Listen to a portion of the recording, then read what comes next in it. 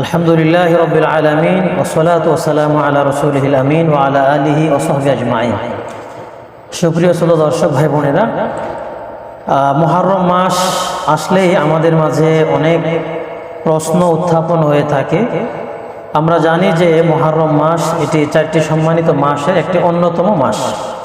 রাসূলুল্লাহ সাল্লাল্লাহু আলাইহি ওয়াসাল্লাম এই মাসের সম্মানের ক্ষেত্রে রাসূলুল্লাহ বলেছেন যে এই মাসটি হচ্ছে আল্লাহ তাআলার মাস, অর্থাৎ রমজান মাসের পরে সবচেয়ে শ্রেষ্ঠতম রোজা রাখার জন্য গুরুত্বপূর্ণ মাস হচ্ছে মুহররম মাস। রাসূলুল্লাহ বলছেন আফদালুস সিয়াম বা'দা রমাদান শাহরুল্লাহিল মুহররম, আল্লাহ তাআলার মাস বলা হয়েছে।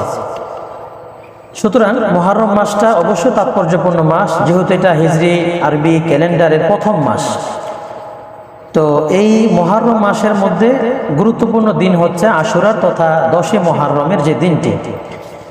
এই দিন কেন্দ্রিক আমাদের মাঝে অনেক ভুলভ্রান্তি প্রসিদ্ধ আছে, যেমন বলা হয় কিয়ামত হবে এই দিনে, নানা রকম ঘটনা বলা হয়ে থাকে যে এই দিনে ঘটেছে এবং ঘটবে। এর অধিকাংশগুলোই সত্য না, মিথ্যা, বানোয়াট কথা।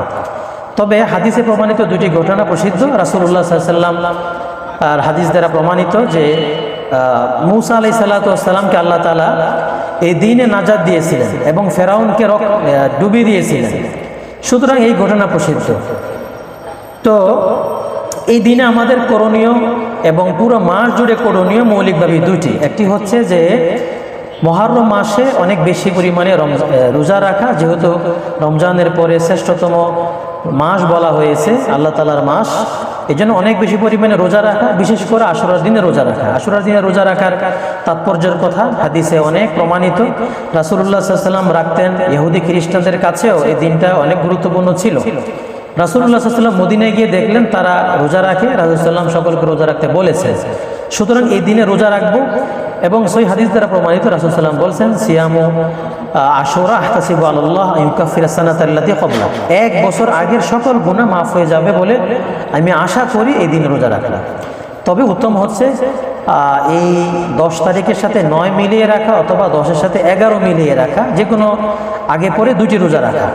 এবং এই রোজা নফল রোজা, আমরা আগেই সাহরি খাবো, আগে নিয়ত করব, এইভাবে ইনশাল্লাহ রোজা রাখবো। আর এই মাসে অর্থাৎ এই দিনের কথা বিশেষভাবে প্রমাণিত যে আল্লাহ সুবহানাহু ওয়া তাআলা কওমের তওবাকে কবুল করছেন এবং ভবিষ্যতে অনেকে তওবা কবুল করবেন। এটাও তিরমিজির একটা হাদিসে আসছে, যদিও কোন আলেম হাদিস থেকে দুর্বল বলেছেন, কিন্তু ইমাম তিরমিজি হাদিসটাকে হাসান বলেছেন।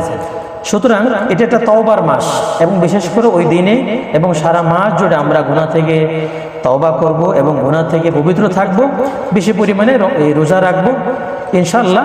আর অনেক রকমের যেগুলো মুখে মুখে মানুষের কাছে প্রচলিত কুসংস্কার, যে ওই দিনে যদি ভালো খাবার খাওয়া যায় সারা বছর ভালো থাকা যায়, ভালো খাওয়া যায়, এই রকমের অনেক কাহিনী মিথ্যা বানোয়াট আছে। আবার আরেকটি অত্যন্ত দুঃখজনক কুসংস্কার হচ্ছে যে এই দিনে আমরা হুসাইন রাদিয়াল্লাহু তাআলা আনহুর জন্য মাতম করি। হুসাইন রাদিয়াল্লাহু তাআলা আনহুর শাহাদাত নিঃসন্দেহে এটা মুসলিমের জন্য মর্মান্তিক এবং কষ্টদায়ক, এটা আমাদের সকলের কাছে।